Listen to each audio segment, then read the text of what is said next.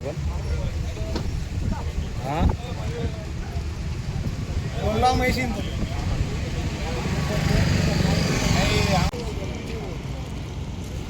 हे पूरा पॅकेट आला ना ॲम्ब्युलन्सचा म्हणजे लोक नमस्कार, मी प्रणिल मंडिक, आद्य गोरक्षक श्री शिवछत्रपती गोरक्षक जन आंदोलन आणि प्राणी फाउंडेशनच्या माध्यमातून गोरक्षणाचे कार्य करतो आणि उत्तर महाराष्ट्र गोरक्षक प्रमुख म्हणून जबाबदारी आहे.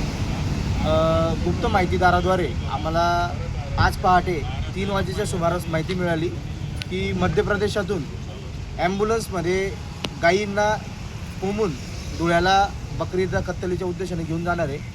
तर मग आम्ही MP आणि महाराष्ट्र बॉर्डर म्हणजे जो बोराडी नावाचा परिसर आहे, बोराडी नावाच्या परिसरात आम्ही एका ठिकाणी ट्रॅप लावून थांबलेलो होतो आणि आम्हाला 4:30 5 वाजेच्या सुमारास ही ॲम्ब्युलन्स येताना दिसली. मग आम्ही व्हेरीफाय केलं की तीच ॲम्ब्युलन्स आहे का. मग ही ॲम्ब्युलन्स आम्हाला माहिती मिळाली की तीच ॲम्ब्युलन्स आहे.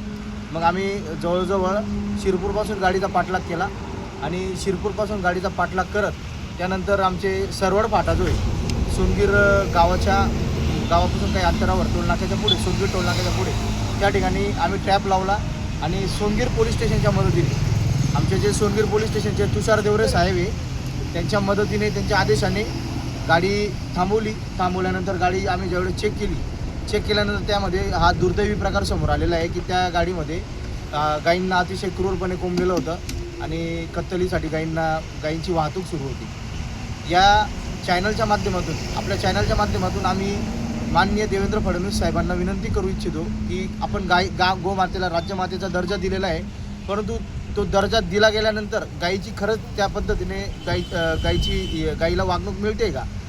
गायीला 4 पाय बांधून वेगळ्या पद्धतीने गोवंशाची तस्करी केली जाते. ही गायीची विटंबना आहे. जर आपण राज्यमातेचा दर्जा दिलेला आहे तर ही विटंबना थांबली पाहिजे. या चॅनलच्या माध्यमातून आम्ही मुख्यमंत्री साहेबांना विनंती केलेली आहे.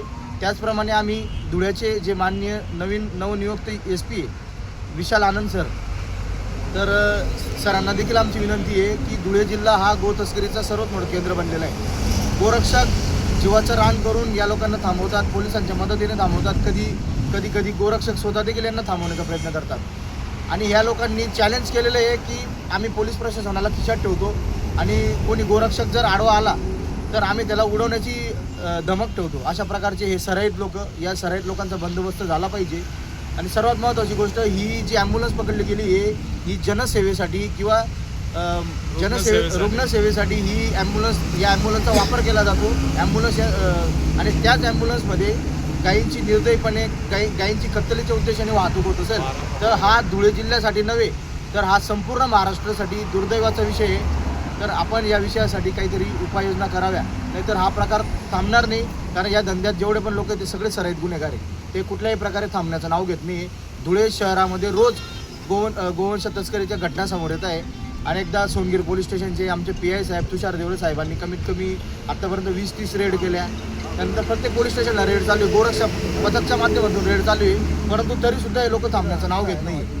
तर या लोकांचं खूप मोठं नेक्सस आहे. तर ते थांबवण्यासाठी आपण काहीतरी वरच्या लेवलला काहीतरी उपाययोजना कराव्या अशी आमची आपल्या चॅनलच्या माध्यमातून विनंती.